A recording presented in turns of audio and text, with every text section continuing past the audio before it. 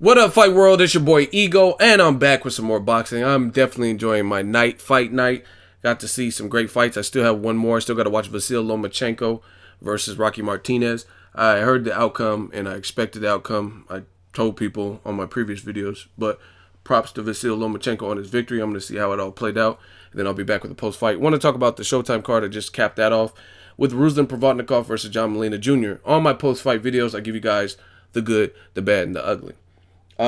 For starters, didn't think this fight would go the distance. You had two powerful sluggers, and I just didn't see it going that way. Now, make sure you guys follow me at Boxing Ego. I'm on all the platforms. Facebook, currently I'm on my Twitter. I'm also on Instagram. Follow me on all the social media. But I try to do some round by rounds, and I want you guys to see some of what I was putting. This is round one, I believe I tweeted this. And I says, damn, Showtime Boxing bringing the heat tonight. Provodnikov, Molina already tense. This was round one. John Molina trying to get respect early as Ruslan stalks. That's what I was trying to say. Ruslan's face breaks up easily also. This is all round one, so these are my early thoughts. But this is the tweet that I put in round one that I really want you guys to pay attention because it has something to do with my post-fight. Whenever you have two sluggers with power, generally the one person who's better boxing will play more of the boxer, Molina doing that. And that was what I seen early. And the reason I said that is because I really truly believe that when you have two people who are just known for power or aggressive and knockouts and stuff like that, generally the one that's a better boxer, even if it's slightly better, they're going to play more of the role of that. And that's exactly what John Molina did. And I think the good is, I think John Molina Jr. looked good. He looked good. He was outboxing Ruslan Provodnikov. And this is the thing, styles make fights. He tried to outbox Broner, which was a dumb move in that situation because Broner, you seen what happened in that fight. Broner dominated him. Oh man, you know, A-B, you know what I mean? And it wasn't a good look.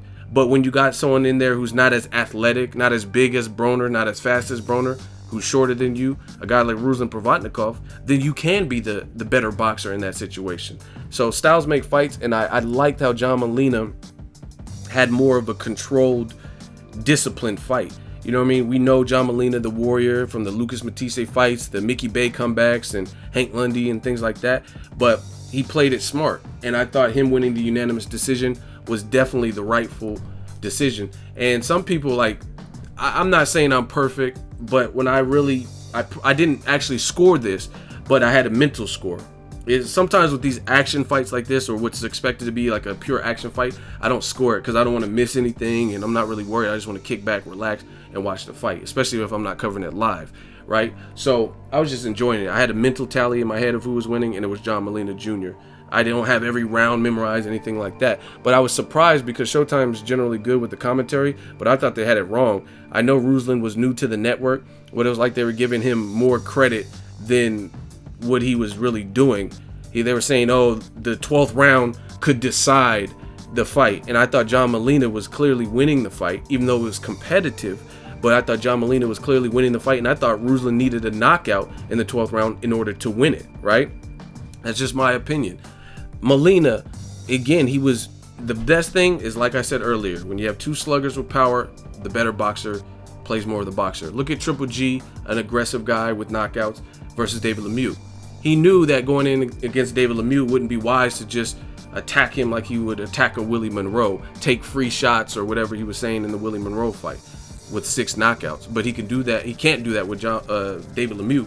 So that's why he established a jab. So to me, it looked like Molina maybe studied some of the Lucas Matisse performance, maybe fights like Golovkin versus Lemieux, and decided that role. I think it might be a credit to his team. I guess he's no longer trading with Goosen, and he has a new trainer, and it looked like it was a good partnership because I was surprised to see John Molina stay disciplined for 12. Like he looked like the Mickey Bay. Like when he fought Mickey Bay, he was fighting like a pure brawler, right? No defense, pure brawler. And in this matchup, to me, I thought he looked like the Mickey Bay. Not 100%. I'm not saying he's as slick as my dude Mickey Bay, nothing like that. But I'm just saying he was the one showing some more variety, and it was all established with a jab. And I tried to tell people, this is another tweet I put, Molina jabbing a bit, using movement with his inside work and power punches. So you see, it's very simple.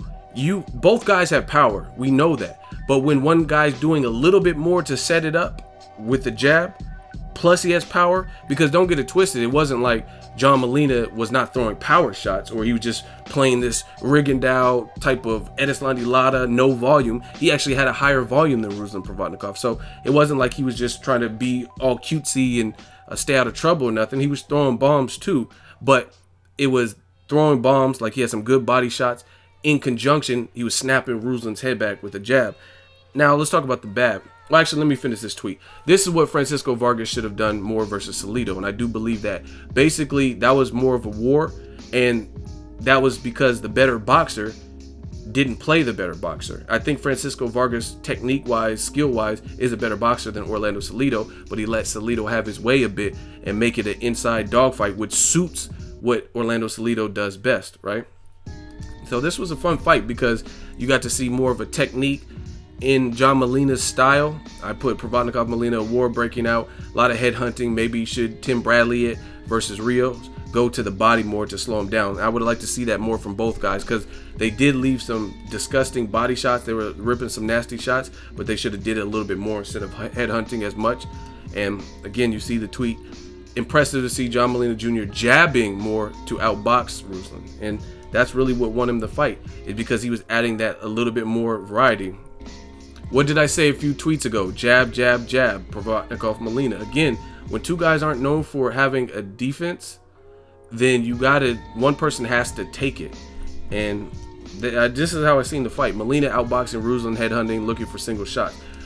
The bad, Ruslan, just like I said in that last tweet, to me, he was coming.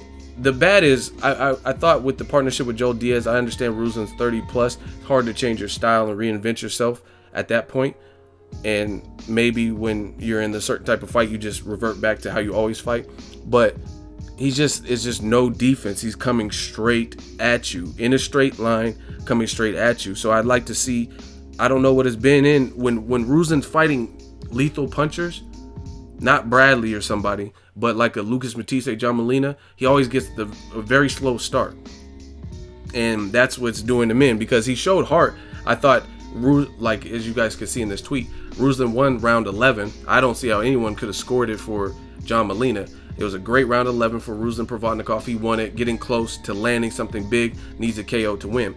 I seen him, he was like closing the distance, he was landing some good hooks. And I'm not trying to make it sound like this fight wasn't competitive. It clearly was competitive, but the edge was going to the guy with a jab and the guy with the higher volume and power shots. Ruslan, the bad again was him.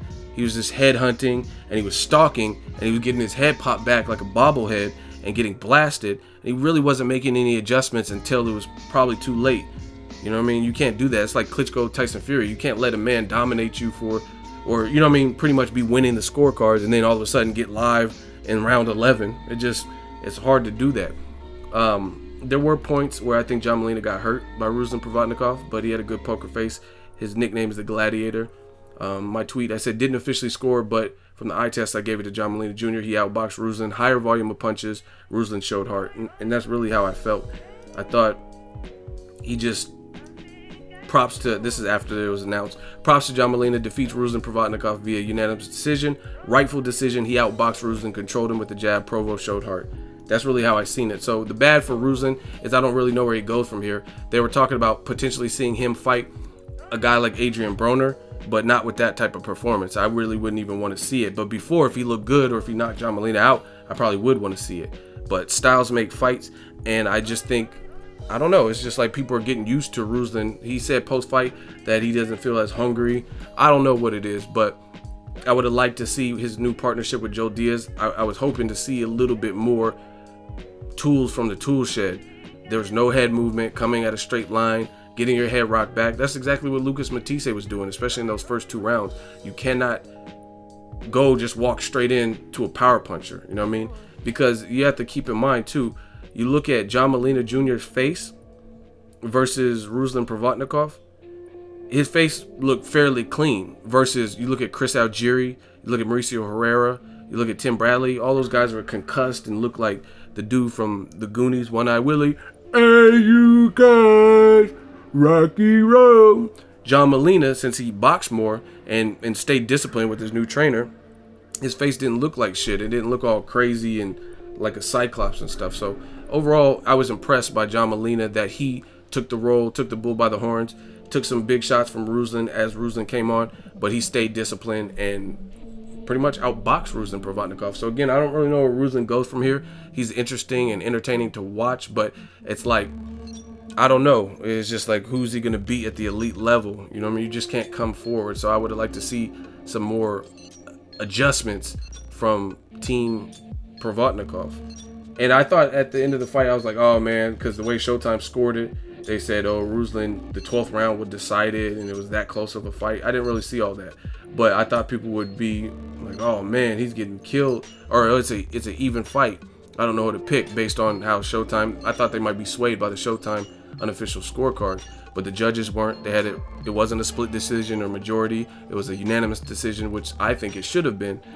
And Ruslan Provodnikov even admitted post-fight. So for all the people who wanted to try to jump on the train and say, oh, Ruslan he won that fight and it was a robbery like they did with the Matisse fight, he admitted post-fight that John Molina Jr. won. So it really shuts that up. So shout out to my dude John Molina. I might text him after this. It was a great performance because it was unexpected. Like I said, he tried to outbox Broner. Wasn't a good look, but he got the job done versus Ruslan Provodnikov.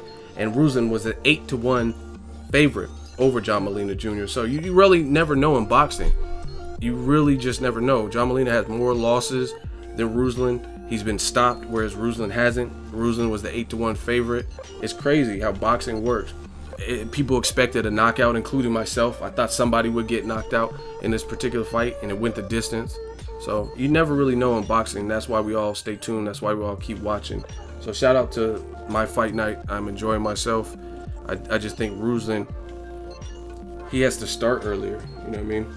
Especially since this is your first fight on Showtime, you got to make a statement. You can't be, oh, I'm not hungry, and let someone rock your head back. It just, I try to tell people shit on guys like Floyd Mayweather and Ward. You never see their face all cut the fuck up and busted and all that. I'm telling you guys, that tough guy stuff is cool, but later in life, it could haunt you. Other thing is like when you start losing fights or when people no longer fear your power, and it's not a good look. So I would definitely, if I was training a fighter or future champion, you got to stress defense and just overall being a complete fighter, because a simple adjustment made from John Molina, who's not even known for being a masterclass boxer, right? It's not like he's Rigondeaux or somebody. He was able to just simple adjustment, just 1-2, bow, bow, bow, triple up with the jab, just keep him at bay. And his height advantage, he used that. That's what he's supposed to do. And it's hard for the shorter person to get on the inside if someone just keeps punches out there. And then on top of that, he's landing power shots, body shots, things like that. Now I got to talk about this real quick. Some people are going to complain, oh, John Molina, he rehydrated 20+ pounds. He disputed it post-fight. He said he had cell phones and keys and street clothes on when he did the unofficial rehydration weight. So I don't really know the inside story behind that, but I mean, it is what it is. There's been plenty of guys who won. I remember Badu Jack, he fought one guy who rehydrated like almost 30 pounds or something, and I think he even stopped that guy. It wasn't a big name or anything, but I mean, it comes with the territory. Terrence Crawford, Gamboa, and that fight was very competitive. Terrence Crawford weighed in the 150, so I mean, it kind of comes with the territory. Mayweather constantly fights guys, Victor Ortiz, Canelos, the Maidanas, guys that outweigh him when they get rehydrated. So, I mean, you kind of know what to expect. And I think Ruslan has the power to, even with the higher weight, I think he hurt John Molina, and I think he has the power to hurt anyone really at 140. It's just, it wasn't so much the weight to me. It was more so the no defense and just walking straight forward and not really being able to get on the inside. John Molina kept him at bay, and he had to constantly keep resetting. He couldn't get off with his punches, and I mean, that's his whole bread and butter. So if he can't do that, then he's going to lose the fight. That's how I seen it. Let me know what you guys think about the fight. I'm going to watch this Vasyl Lomachenko fight. As always, hate, comment, and subscribe. Till next video is Ego signing off. So if you enjoyed this video and want more content like this on the channel, you can show your appreciation by going to the PayPal donate button or the YouTube support button, and you can donate any amount that you feel is equivalent to the value of this video. Much more to come. Thank you guys for your support. Boxing Ego, the future of boxing.